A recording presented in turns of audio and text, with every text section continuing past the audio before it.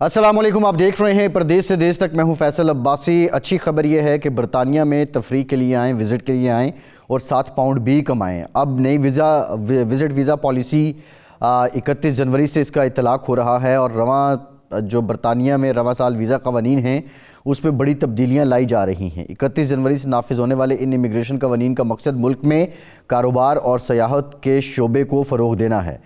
Visitor visa के हवाले से कवानीन पर की जाने वाली नज़रसानी के मुताबिक सयाहों को मुल्क में क़याम के दौरान मशरूत मुलाजमत की इजाज़त होगी।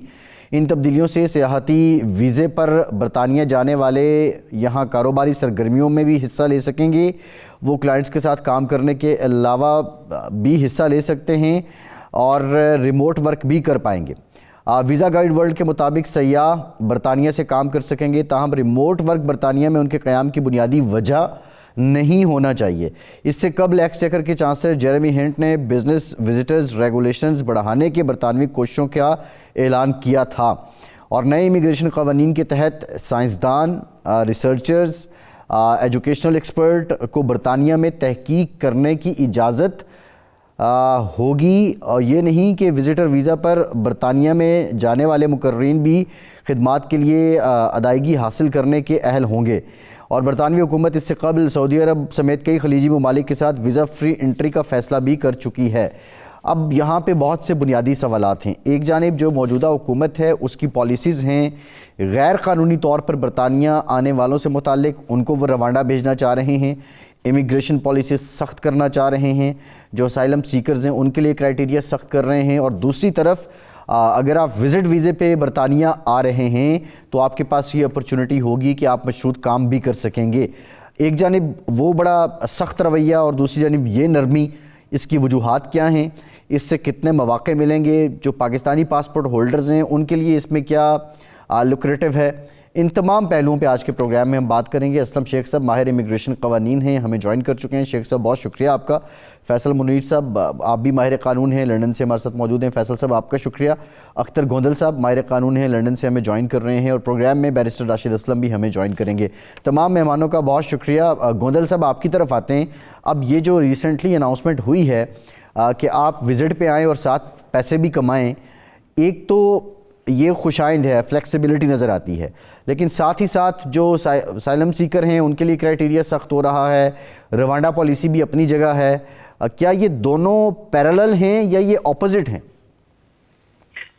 मेरे ख्याल में जी ये पैरेलल नहीं है, ये अपोजिट हैं। इसकी वजह ये है कि गवर्नमेंट जो है वो इस मुल्क में जो गवर्नमेंट का मेन पर्पज़ है वो नेट माइग्रेशन को कम करना चाहते हैं। जो करंट गवर्नमेंट है इनके ये मैनिफेस्टो में था कि हम जो नेट माइग्रेशन है उसको we bring it down from 100,000 to 10,000। उसके लिए ये सारे काम कर रहे हैं। मसलन जो असाइलम की पॉलिसीज हैं उनको फिक्स कर रहे हैं। रवांडा की पॉलिसी में लाई वो लीगल कम्प्लेक्सिटी में का शिकार होगी, लेकिन फिर उसको सुप्रीम कोर्ट के डिसीजन के बाद उसमें अमेंडमेंट्स करके वो लाना चाह रहे हैं।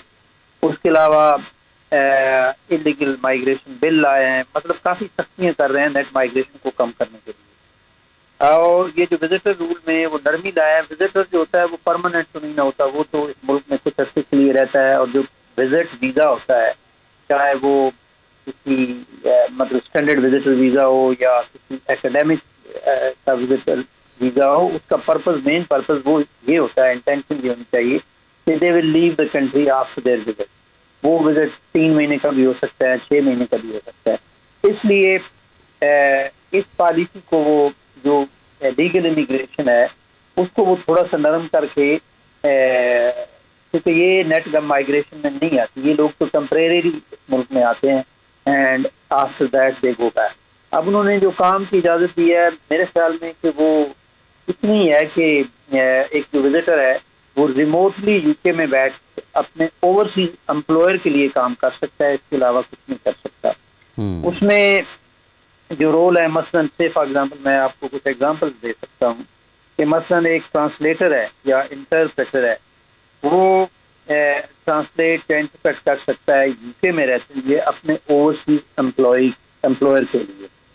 और इसी तरह से फॉर एग्जांपल कोई पर्सनल असिस्टेंट है या कोई बॉडीगार्ड है किसी ओवरसीज बिजनेस पर्सन का, वो किसी मीटिंग को अटेंड करने के लिए आ रहा है, तो जो पर्सनल असिस्टेंट है वो उसके साथ उस मीटिंग को अटेंड कर सकता है या उसको गार्ड कर सकता है।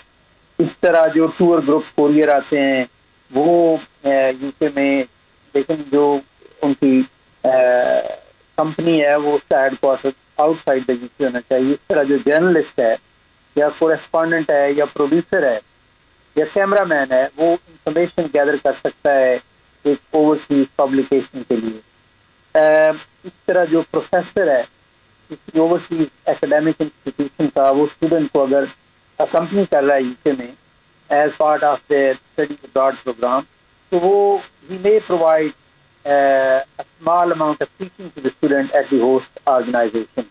इस तरह जो मार्केट रिसर्चर्स हैं या एनालिस्ट हैं, they are able to conduct market research, co-analysis for an enterprise located outside the UK. ये सारी जो परमिशन है, इसमें जो मेन चीज़ है वो ये है कि आपका एम्प्लॉयर आउटसाइड द यूके होना चाहिए, यूके अंदर आपका एम्प्लॉयर नहीं होना चाहिए। और उसके अलावा जो चीज़ है जो रिसर्चर के लिए है, साइंटिस्ट के लिए है, एकेडमिक्स के लिए है, वो ये है कि वो यूके में बैठ के रिसर्च कर सकते हैं, इंफॉर्मेशन गैदर कर सकते हैं अपने प्रोजेक्ट के लिए, अपना नॉलेज शेयर कर सकते हैं, एडवाइस कर सकते हैं इंटरनेशनल प्रोजेक्ट पे। और जो एकेडमिक्स हैं, they can take part in formal exchange arrangements with UK counterparts, including doctors, and carry out research for their own purposes if they are on sabbatical leave from their home institution. तो इसी तरह जो अगर आप बाकी चीज़ों में लें तो जैसे एक इंटरनेशनल लॉयर है, वो यूके में आके अपने इंटरनेशनल क्लाइंट को एडवाइस कर सकता है। तो मेरे ख्याल में गवर्नमेंट का जो मेन पर्पस है वो यही है कि नेट माइग्रेशन को कम किया जाए, और जो विजिटर हैं उनको जो लीनियंसी दी गई है वो इसलिए दी गई है, थोड़ा सा चार्म दिखाया गया है, क्योंकि विजिटर जो है वो इस मुल्क में टेम्परेरी पर्पस के लिए आता है, उसकी इंटेंशन वापस जाना आती है। जबकि जो असाइलम सीकर हैं या जो अदर कैटेगरीज पे हैं, उनका जो पर्पस है वो इस मुल्क में सेटलमेंट होता है, इस मुल्क में रहना होता है, इसलिए वो नेट माइग्रेशन को बढ़ाते हैं, इंक्रीज इसमें होती है। And on the other and जो विजिटर पे लोग आते हैं उनका पर्पस जो होता है वो टेम्परेरी होता है और शॉर्ट टर्म होता है। सही है, ठीक है। फैसल मुनीर साहब, अगर ये पॉलिसी आ जाती है, आप वहाँ पे काम भी करते हैं, तो फिर आप टैक्स नेट में भी क्या कंट्रीब्यूट करेंगे बरतानिया के, या उससे मुबर्रा होंगे? देखिए, बहुत अच्छा सवाल है। असलम गोदर साहब ने इसको काफ़ी अच्छे तरीके से हाईलाइट किया है। देखिए, कुछ चीज़ें होती हैं क्योंकि आप उसको एज ए लेक पेन ले सकते हैं। जैसे एक इस वक्त सोशल मीडिया के बरतानवी हुकूमत ने जो है ग्रांट कर दिया और वो आप आकर यहाँ पर काम भी कर सकते हैं। तो हमें, क्योंकि यहाँ पे बहुत सारे क्लाइंट्स ओवरसीज और जो इनसाइड यूके हैं, उनकी फैमिली ये पूछती हैं क्या हम यहाँ पे, आप समझ रहे हैं, कंस्ट्रक्शन का काम भी कर सकते हैं, तो हम एज ए छोटा मोटा काम भी कर सकते हैं। तो मेरा जवाब इस पे ये है कि एब्सोल्युटली नॉट, क्योंकि गवर्नमेंट ने एक तरह से। अच्छा फैसल साहब, आवाज़ में कुछ खलल है, आपकी आवाज़ सही नहीं पहुंच रही हम तक। मैं आपकी तरफ दोबारा आऊँगा। असलम शेख साहब, यही सवाल आपसे है कि क्या ये विजिटर बरतानिया के टैक्स नेट में भी कंट्रीब्यूट करेगा? नहीं अब्बासी साहब, शुक्रिया आपका प्रोग्राम में लेने का। सबसे पहले तो ये मैं बताता चलूँ कि ये टाइम जो है वो इलेक्शन टाइम चल रहा है बरतानिया में, और सिर्फ इन्होंने ओवरसीज जो कनेक्टेड वोटर्स हैं यहाँ पर उनको एक लॉलीपॉप दिया है कि इस तरह शो किया जा रहा है जैसे कि विजिटर को बहुत सी आसानियाँ यहाँ फराहम कर दी गई हैं। वो बिजनेस कर सकते हैं, वो जॉब कर सकते हैं, वो अपना स्विचिंग कर सकते हैं किसी और वीज़ा कैटेगरी में। ऐसी कोई सूरत हाल नहीं है। इसकी सादा सी मिसाल अपने नाज़रीन के लिए मैं ऐसे दूंगा कि बरतानवी हुकूमत ने विजिटर को यहाँ सांस लेने के लिए आज़ादी दे दी है कि वो यहाँ पर आसानी से सांस ले सकते हैं, खा पी सकते हैं और घूम फिर सकते हैं, जो कि पहले ये भी शायद नहीं थी। तो ऐसी सूरत हाल नहीं है। सिर्फ चंद कैटेगरीज को उन्होंने एलेबरेट किया है कि वो रिमोटली काम कर सकते हैं। रिमोटली काम की डेफिनेशन बड़ी ही मैं कहूँगा कि मुख्तसर सी है कि एक बंदा टोटल विजिट पे आता है, अगर वो अपने सामान के अंदर कोई ऐसा मटेरियल ले आता है, जो अक्सर हमने देखा है एयरपोर्ट्स के ऊपर क्वेश्चनिंग होते हुए इमिग्रेशन ऑफिसर के सामने, कि आपने अपने सामान के साथ ये बिजनेस की चीजें क्यों रखी हुई हैं, आपने जॉब से रिलेटेड मटेरियल क्यों रखा हुआ है, आपकी इंटेंशन कहीं ये तो नहीं कि आपने यहाँ पर आकर जॉब करनी है, बिजनेस करना है। तो ये थोड़ी सी रिलैक्सेशन इस नई पॉलिसी के अंदर आई है कि अगर कोई ऐसी चीज अगर निकलती है आपके सामान के अंदर, आपके इंटरव्यू के दौरान इंफॉर्मेशन इमिग्रेशन ऑफिसर को जाती है, तो उसका ये मतलब हरगिज नहीं होगा कि आपको वहाँ यहाँ से रिपोर्ट कर दिया जाएगा, आपको लीव टू एंटर नहीं दी जाएगी। तो ये सूरत हाल है। दूसरी बात ये है कि यहाँ पर कोई फ्रीली वर्क करने की परमिशन हासिल नहीं होगी। आप जो पहले जिस जॉब पर हैं, जिस मुल्क से आ रहे हैं, उसी के मुताल्लिक काम आप यहाँ अगर करना चाह रहे हैं, जिस तरह कोविड के ज़माने में हुआ कि आप घर से बैठकर अपनी ड्यूटीज अंजाम दे रहे थे, तो अगर आप दौराने अपनी सैर तफरी अगर कोई कॉल अटेंड कर रहे हैं, किसी को एडवाइस कर रहे हैं, कोई ऐसा ऑफिस वर्क जो आप लैपटॉप पर कर रहे हैं, तो ये थोड़ी सी डेफिनेशन को हम कहेंगे कि घुमा फिरा के असल में सूरत हाल तो वही है कि इमिग्रेशन को टारगेट किया जा रहा है सिर्फ और सिर्फ इलेक्शन के लिए, ताकि ऐसे वोटर जो हैं वो नाराज भी ना हो, जिनके कनेक्टेड या कनेक्टेड हैं ओवरसीज से और जिनके रिलेशंस हैं ओवरसीज में, और दूसरी तरफ डे बाय डे टाइट किया जा रहा है इमिग्रेशन रूल्स को भी, पॉलिसीज को भी, और उसके साथ साथ जो इमिग्रेंट्स हैं उनके ऊपर भी पाबंदियां लगाई जा रही है। जैसे कि रिसेंटली एक और अनाउंसमेंट आई है कि जो यहाँ पर स्टूडेंट्स होंगे वो अपने स्पाउस को बरतानिया में नहीं ला सकते। तो इस किस्म की पाबंदियों को अगर देखा जाए तो ब्रॉडली तो सूरत हाल ऐसी कोई बेहतर नहीं है। इमिग्रेंट्स के लिए मामलात आगे तंग हैं, उनके लिए मामलात मुश्किल हैं, और जब तक ये इलेक्शन हो नहीं जाएगा, नई गवर्नमेंट आ नहीं जाएगी, कोई पॉलिसी वाज़ेह तौर पर सामने नहीं आएगी। जी ठीक है, एक ब्रेक लेते हैं। ब्रेक के बाद बैरिस्टर राशिद असलम साहब से भी बात करेंगे, हमारे साथ रहिए।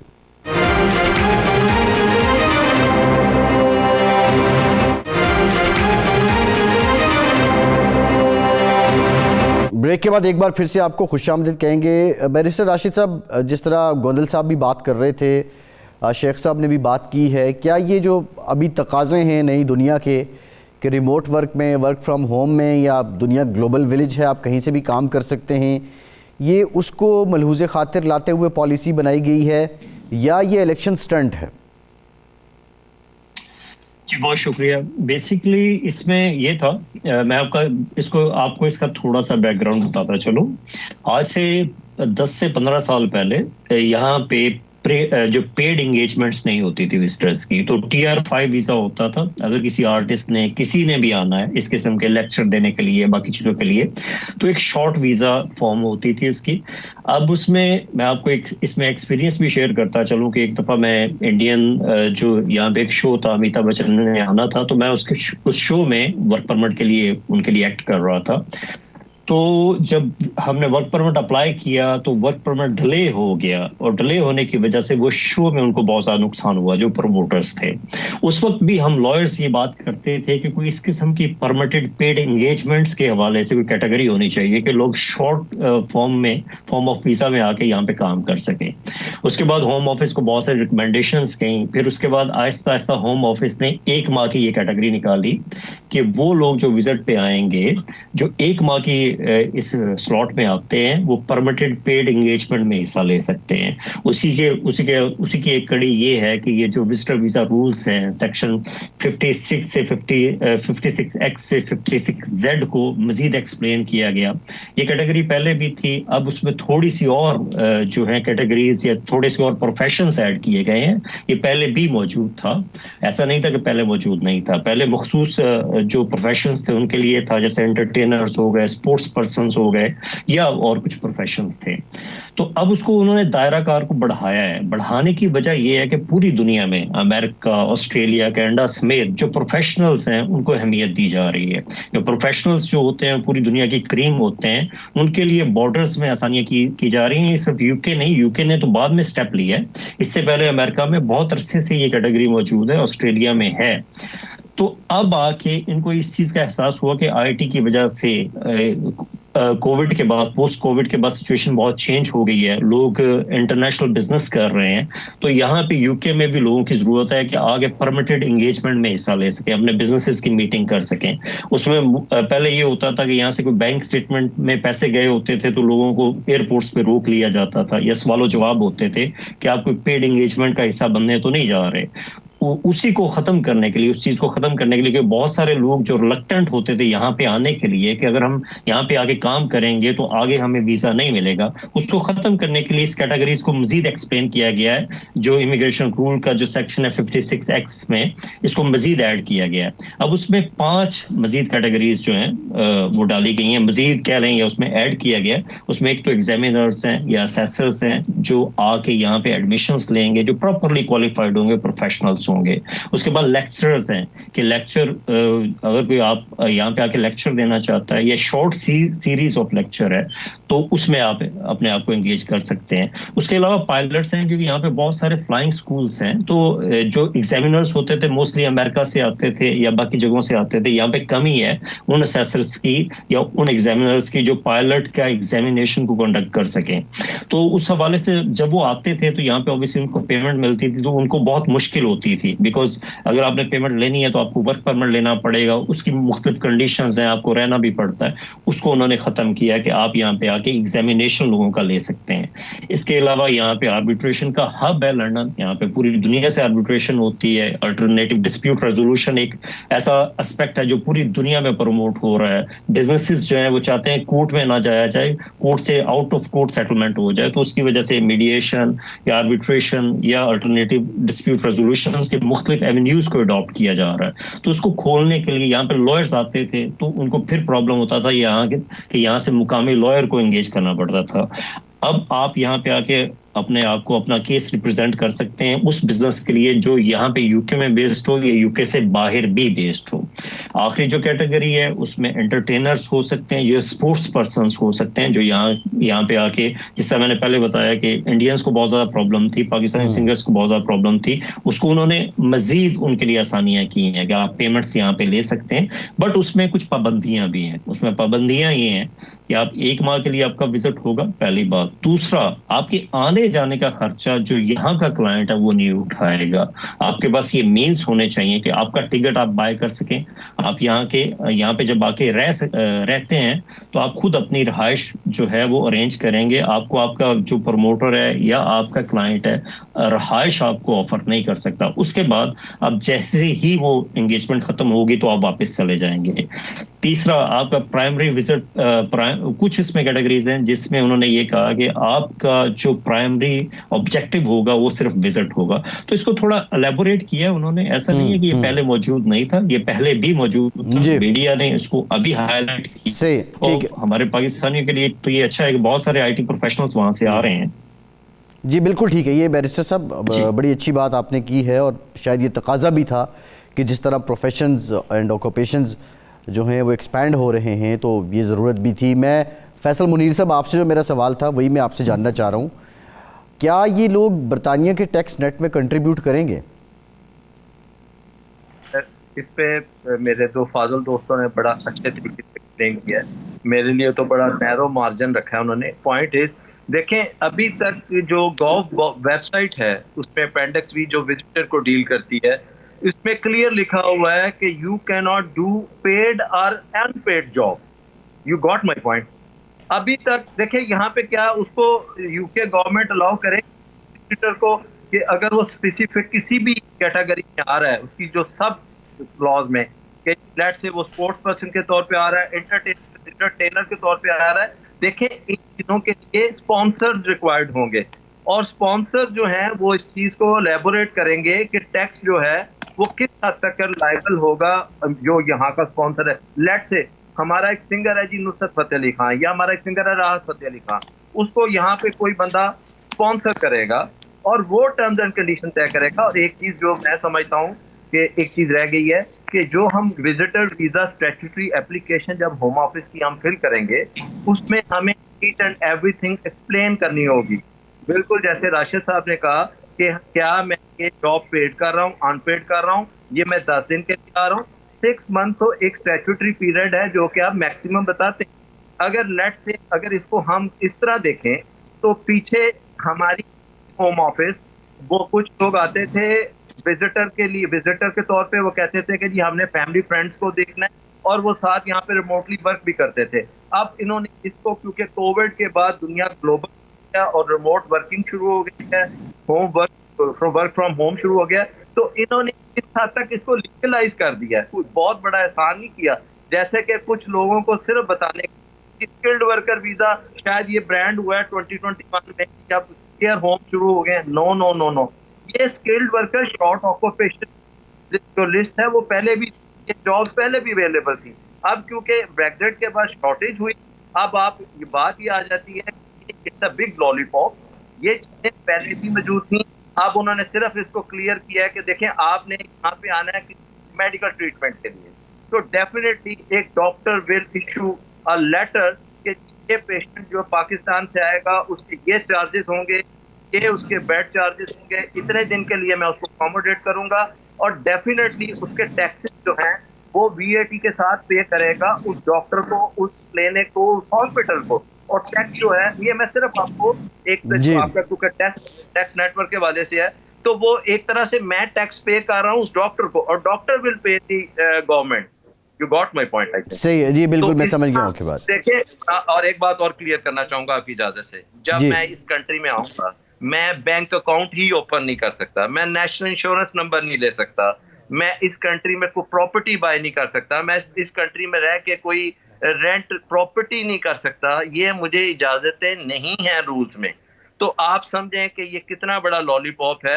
हाँ, आप किसी स्पेसिफिक कॉन्ट्रैक्ट के तहत आएंगे, वो जॉब डन करेंगे, और you have to go back within your specific time, और जो स्पेसिफाइड होगा या मेंशन होगा आपकी एप्लीकेशन में। अगर आप उससे एक दिन भी ज्यादा रहेंगे तो next time you will be face के जी आपने इमिग्रेशन रूल की ब्रीच की है। तो ये चीजें अभी देखें वक्त के साथ साथ, ये देखें ये चीजें इन्होंने वेबसाइट पे तो दे दी हैं, सारी चीजें हो रही हैं, नजर भी आ रहा है कि ये कर सकते हैं, लेकिन बात यह है कि उस इन चीजों के साथ आपने ये देखना है कि उसकी आफ्टर शूट्स की क्या हैं, उसके क्या ब्रांचेस हैं आगे, किस तरह वो बंदा आके काम करेगा। ये चीजें स्पॉन्सर के उस कॉन्ट्रैक्ट या लेटर में मौजूद होंगी। देखिए मैं बाय इटसेल्फ तो नहीं आ सकता कि जी मैंने आके यहाँ लेक्चर देना है, कौन लेगा मेरा लेक्चर? मैंने आके जी हॉकी खेलनी है, जी मैं किसके साथ खेलूंगा, मैंने सड़क पे खेलनी है। देखिए ये चीजें बहुत सारी डिमार्केशंस करती हैं, इस तरह नहीं है, ये चीजें पहले भी मौजूद थी।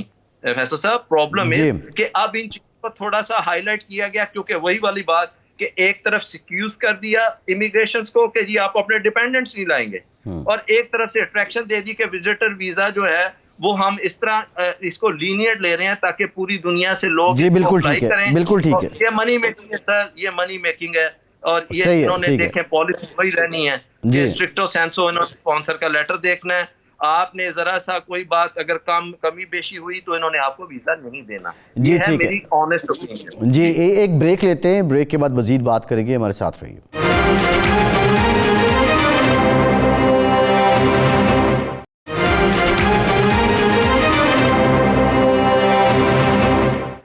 ब्रेक के बाद एक मरतबा फिर से आपको खुशामदीद कहेंगे। अख्तर गोंदल साहब, अब स्पेसिफिक टाइम है, स्पेसिफिक टाइम से अगर आप आगे निकल जाते हैं फिर भी प्रॉब्लम है, लेकिन एक कल्चर ये रहा है, और बिलखुसूस हम पाकिस्तान की बात करें तो बड़े अरसे तक यहाँ से लोग विजिट वीज़ा पे जाते रहे, और फिर वहाँ वो उन्होंने स्टे मुकम्मल कर लिया, फिर किसी एमनेस्टी का कोई इंतज़ार करता रहा, कोई और कानूनी तरीके ढूंढ लिए, और कुछ लोग उसमें कामयाब हुए सेटलमेंट में, और कुछ कामयाब नहीं भी होते थे, और फिर वापस वो पाकिस्तान भेज दिए जाते थे।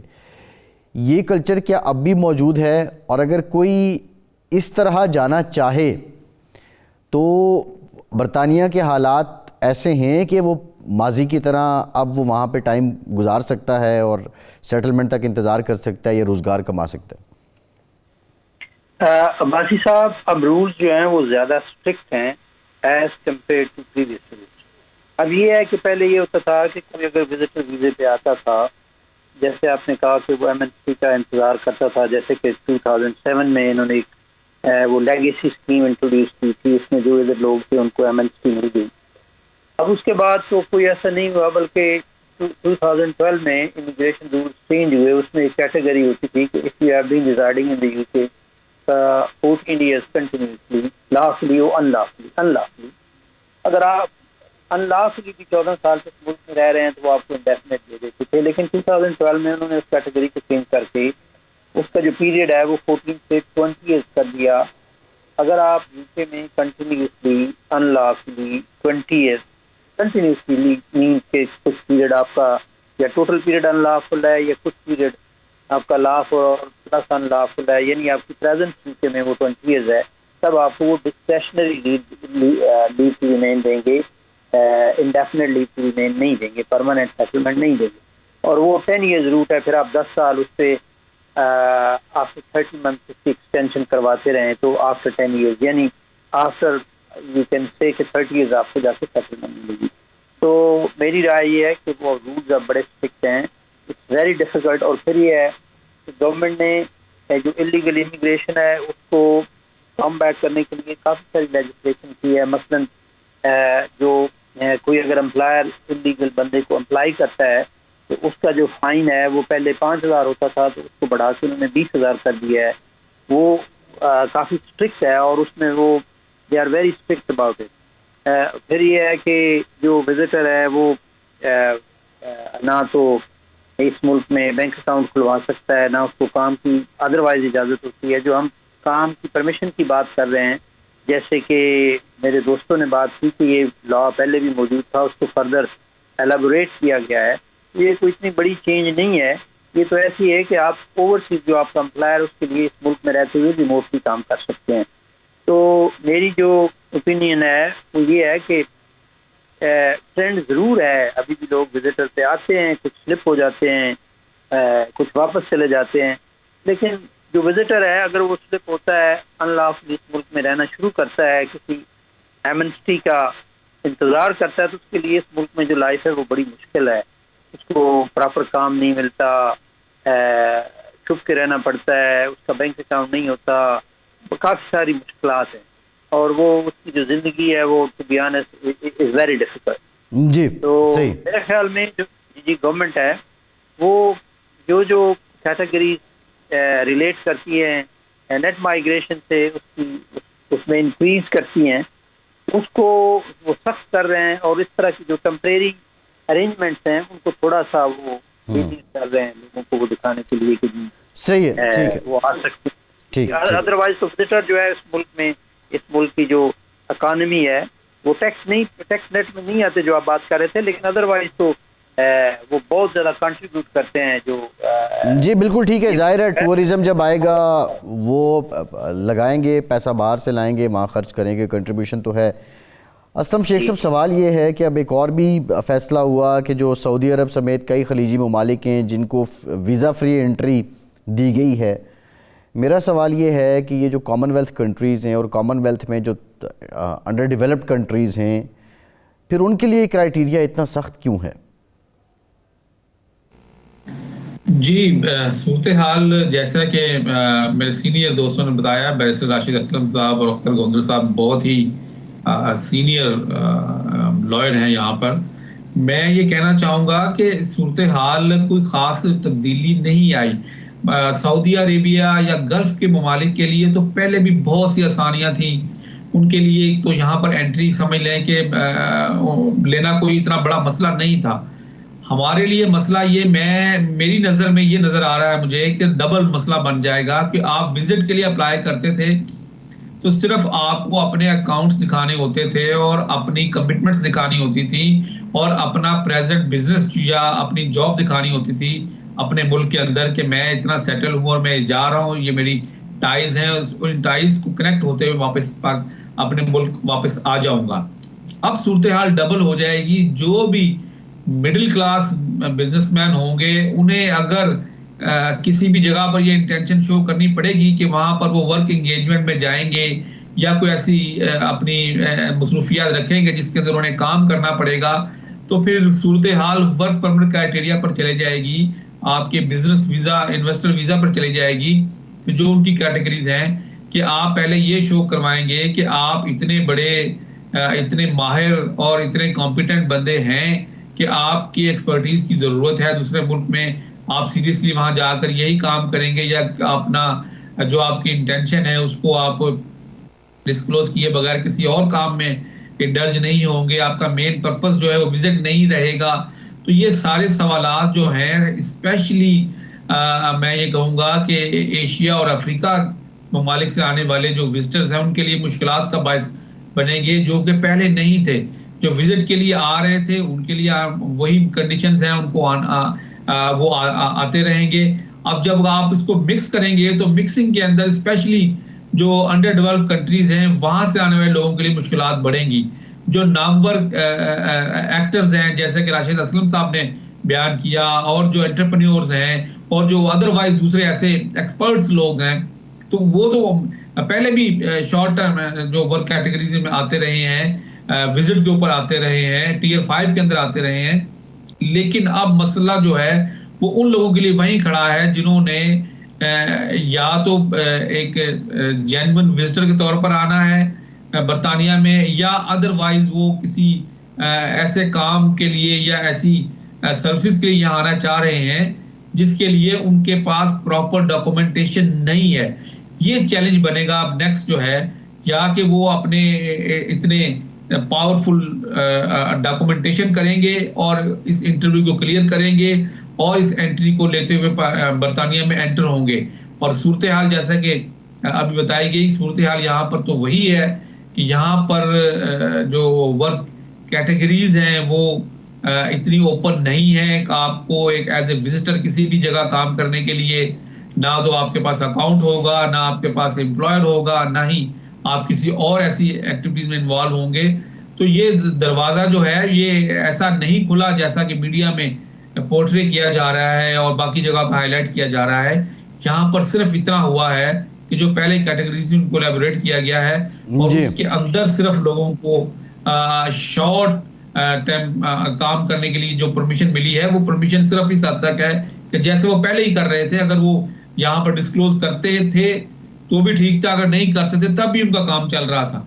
तो इस कैटेगरी में ऐसा कोई खास तब्दीली नहीं आई। जी ठीक, एक ब्रेक लेते हैं, ब्रेक के बाद दोबारा हाजिर होंगे, हमारे साथ रहिए।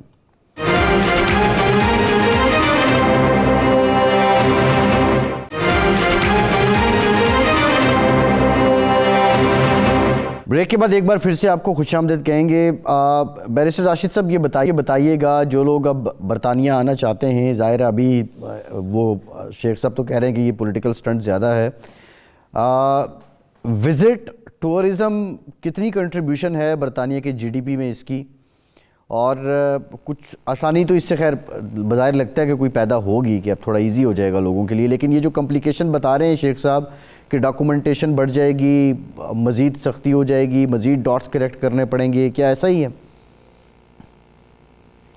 बहुत शुक्रिया। इसमें बेसिकली अगर आप सिर्फ टूरिज्म इंडस्ट्री को कहें तो बहुत ज़्यादा कंट्रीब्यूशन नहीं है उसका। यूके में मेन मार्केट जो है, इनकी main income source monetary transactions हैं यहाँ पे, जो प्रॉपर्टी का लेन देन है या बाकी जो लोगों का कारोबारी बिजनेस है यहाँ पे, क्योंकि हब है, ये फाइनेंशियल हब है, तो इस वजह से यहाँ से मॉनेटरी ट्रांजैक्शंस बहुत ज़्यादा होती हैं, बिजनेस की मीटिंग्स या बाकी चीज़ें। तो जो विजिटर्स है उसके हवाले से आप ये कह लें कि इनको बहुत ज़्यादा टेंशन नहीं होती कभी भी, बिकॉज लोग आना चाहते हैं। यूरोप का ये एक सेंटर है एक किस्म का, जो UK English language spoken country की वजह से भी इसकी एक अपनी अहमियत है। बाकी रूल्स हमेशा चेंज होते रहते हैं। मैं थोड़ी सी इसकी हिस्ट्री में ज़रूर जाऊँगा। मैंने देखा है पिछले अपने अरसे में क़याम में यूके में कि जब भी इलेक्शंस होते हैं, इलेक्शन से पहले ख़ास किस्म की सख्ती इमिग्रेंट्स पे हो जाती है। एक पॉपुलर अक्सर नारा होता है किसी भी पार्टी का कि इमिग्रेशन बहुत ज़्यादा हो गई है, नेट इमिग्रेशन को रिड्यूस किया जाए, उनकी सख्तियाँ होती हैं, जैसे इलेक्शन ख़त्म होता है 1 साल के बाद फिर इनको लोगों की ज़रूरत पड़ती है, फिर नरमियाँ कर दी जाती हैं। पिछले अगर 3-4 साल में देखें तो पोस्ट ब्रेग्जिट यहाँ से सारे यूरोपियन निकल गए थे, यहाँ पे स्किल्ड लोगों की ज़रूरत थी, मेहनती लोगों की ज़रूरत थी, यहाँ पे यूनिवर्सिटीज़ वीरान पड़ी थी। तो उस हवाले से यहाँ पे इन्होंने इमिग्रेशन को खोला, स्टूडेंट्स आए, एक साल में 5-5 लाख स्टूडेंट आया। इसी तरह स्किल्ड वर्कर में बहुत सारे लोग आए क्योंकि यहाँ पे एनएचएस को लोगों की जरूरत थी। केयर होम्स जो थे वो खाली पड़े थे बिकॉज लोगों के जाने के बाद, इनखला के बाद, अगर आप देखें यूरोपियन लोगों का बहुत ज्यादा कंट्रीब्यूशन यहाँ पे हो गया था। जब ब्रेक्जिट हुआ तो उनके लिए ये अहम था कि वहां पे पूरी यूरोपियन मार्केट खुली थी, तो उन्होंने कोशिश की कि लोग यहाँ से चले जाएं, और लोग यहाँ से बहुत सारी तादाद में गए भी। जो रोमानियन या बल्गेरियन या इस किस्म की कंट्रीज के रह गए थे लोग, जो बाकी लोग थे वो मोस्टली चले गए थे यहाँ से। तो उस खला को यहाँ पे साउथ एशियंस ने पूरा किया। इंडिया से लोग बहुत ज्यादा आए, पाकिस्तान से लोग बहुत ज्यादा आए।